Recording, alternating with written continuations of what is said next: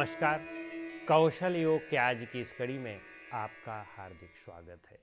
आज की इस कड़ी में हम लोग महर्षि ईश्वर कृष्ण द्वारा रचित सांख्य कारिका की 68वीं कारिका पर विचार करेंगे। इस कारिका में महर्षि कहते हैं, प्राप्ते शरीर भेदे चरितार्थत्वात् प्रधान विनिवृत्तौ एकांतिकम आत्यांतिक उभयम कैवल्यम आपनोति। बहुत महत्वपूर्ण कारिका है ये।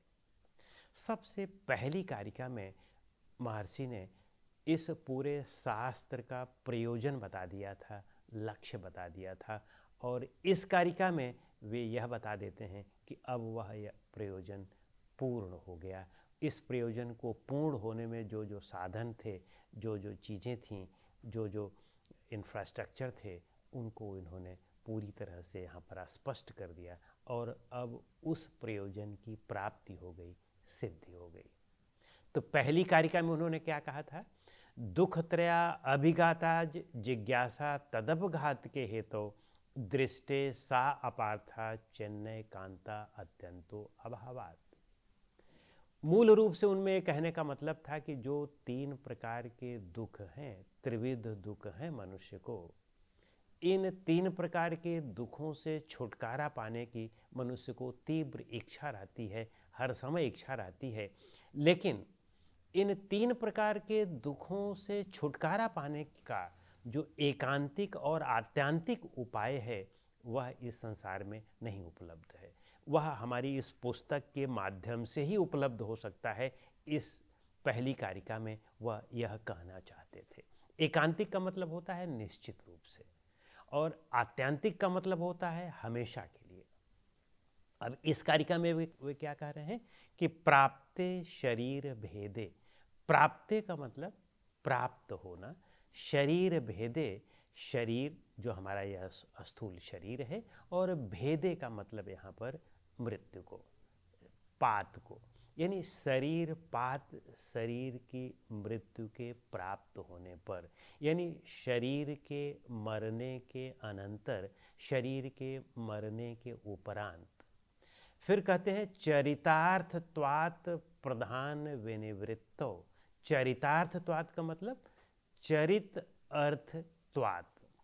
चरितार्थ का मतलब यहाँ पर सिद्ध हो जाने पर। जब आप पूर्ण ज्ञान प्राप्त करके सिद्ध हो जाते हैं, मूल पुरुषार्थ क्या है हमारा? मूल पुरुषार्थ तो मोक्ष ही है। वैसे तो 4 पुरुषार्थ माने गए हैं और वे धर्म, अर्थ, काम और मोक्ष हैं, लेकिन मूल जो है, मुख्य जो है, वह मोक्ष ही है, क्योंकि ये सारे तीनों का लक्ष्य मोक्ष की तरफ जाता है।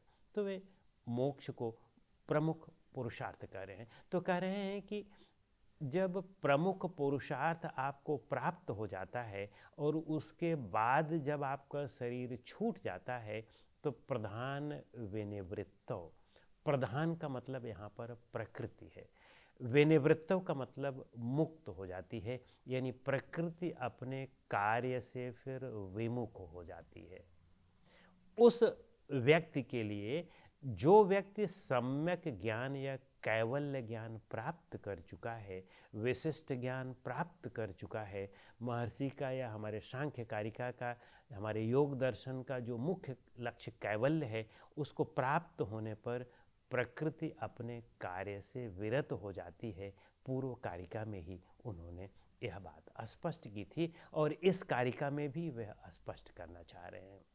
पूर्व कारिका में तो उन्होंने कहा था कि सम्यक ज्ञान के प्राप्त होने पर भी शरीर कुछ समय चलता रहता है, प्रारब्ध के वश से चलता रहता है, और जब प्रारब्ध समाप्त हो जाता है तब शरीर का पात होता है।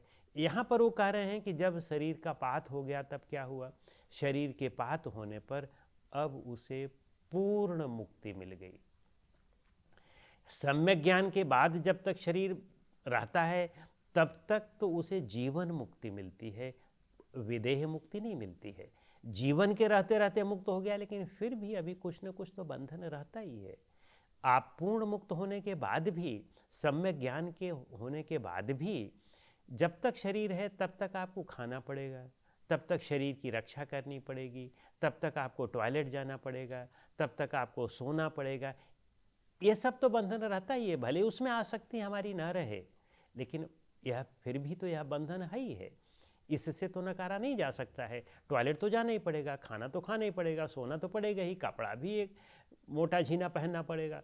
तो कहने का मतलब है कि जीवन मुक्ति के बाद प्रारब्ध कर्म जब तक हैं तब तक तो शरीर को चलना है, और थोड़ा बहुत बंधन रहता ही है। उसमें भी कहीं कोई प्रारब्ध की वजह से कुछ रोग हो गए, जैसे महापुरुषों को कुछ रोग हो जाते हैं। आप देखें, रामकृष्ण परमहंस को कैंसर का रोग हो गया था, महर्षि रमन को भी कैंसर का रोग हो गया था। तो मुक्त होने के बाद भी ये सब समस्याएं हो सकती हैं, ये प्रारब्ध की वजह से हो सकता है, प्रारब्ध की वजह से होता है, तो ये हो सकता है। तो उसमें भी तो कष्ट और दुख होता ही होता है। लेकिन भले ही हम आसक्त ना हों, सम्यक ज्ञान प्राप्त कर चुके हों, फिर भी शरीर का वेग, शरीर का भार सहना पड़ता है हमें सम्यक ज्ञान के बाद भी, जब तक शरीर रहता है। इसमें वे कहते हैं कि जब आप सम्यक ज्ञान प्राप्त होकर के शरीर भी छूट गया तो आप पूर्ण मुक्त हो गए। वे कहते हैं कि प्राप्ते शरीर भेदे चरितार्थत्वात् प्रधान विनिवृत्तो, प्रधान अब पूरी तरह से निवृत्त हो गई है, प्रकृति का अब उस व्यक्ति के लिए कोई कार्य नहीं रह गया है, अब उसके सृष्टि का क्रम पूर्णतया बंद हो गया है, वह भव चक्र से, जन्म मरण के चक्र से पूर्णतया मुक्त हो गया है। फिर आगे कहते हैं एकांतिकम आत्यांतिक उभयम कैवल्यम आपनोति। जो दूसरी लाइन है उनकी, एकांतिकम आत्यांतिक उभयम, एकांतिकम, एकांतिकम का मतलब निश्चित रूप से अब उसे पूर्ण मुक्ति मिल गई है, विदेह मुक्ति मिल गई है। क्योंकि जीवन मुक्ति में तो हमें थोड़ा बहुत बंधन रहता ही है, जैसा कि हमने बताया पहले कि थोड़ा बहुत बंधन रहता ही है। यहाँ पर अब निश्चित रूप से मुक्ति मिल गई, और अब आत्यांतिक भी मिल गई, हमेशा के लिए मुक्ति मिल गई। विदेह मुक्ति के बाद फिर अब हमेशा के लिए मुक्ति मिल गई, क्योंकि अब दूसरे शरीर में आना नहीं है, दूसरे शरीर का चक्र तो बंद हो गया। तो अब दूसरे शरीर में जब नहीं आना है तो स्वाभाविक सी बात है कि अब जन्म मरण के चक्र से, और जन्म मरण के साथ साथ ही जो जरा मरण है, बूढ़ा होना, रोग होना, या तीनों प्रकार के दुख होना, अब ये सदैव के लिए समाप्त हो गए हैं। तो यही यहाँ पर वो कहना चाहते हैं कि कैवल्यम आपनोति, पूर्ण कैवल्य के प्राप्त होने के बाद। यहाँ पर दो प्रकार के कैवल्य उन्होंने कहा है, एक तो आत्यांतिक कैवल्य और एक एकांतिक कैवल्य। एकांतिक और आत्यांतिक दोनों प्रकार का कैवल्य प्राप्त हो गया, अब तो पूर्णतया मुक्ति मिल गई। और यही महर्षि का, सांख्य कारिका का और सांख्य दर्शन का मुख्य लक्ष्य है कि आपको पूर्ण कैवल्य की प्राप्ति करा देना, और वह है सम्यक ज्ञान।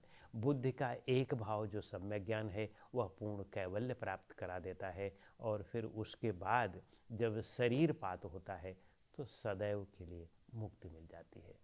यही महर्षि इस कारिका के माध्यम से कहना चाहते हैं। तो इस तरह से इस कारिका के विषय में इतना ही।